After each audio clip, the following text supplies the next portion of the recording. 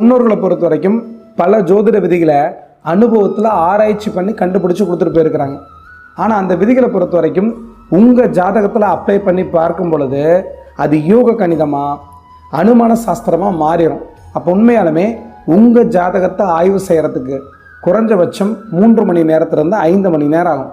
அப்படி ஆய்வு செஞ்சு பார்த்தீங்கன்னா மட்டும்தான் துல்லியமான பலன்களை உங்கள் ஜாதகத்தில் கண்டுபிடிச்சி எடுக்க முடியும். எவ்வளோதான் மெத்த படித்த ஜோதிடர்களாக இருந்தாலும் கூட 1/4 மணி நேரம் 1/2 மணி நேரத்தில் ஒரு தோராயமான விஷயத்தை அனுமான சாஸ்திரமாக யோக கணிதமாக சொல்ல முடியுமே தவிர உண்மையாலுமே உங்களுக்கு துல்லியமான பலன்கள் சொல்ல முடியாது. இன்னொரு முக்கியமான உண்மையான விஷயத்தை சொல்கிற நல்லா கேட்டுங்க.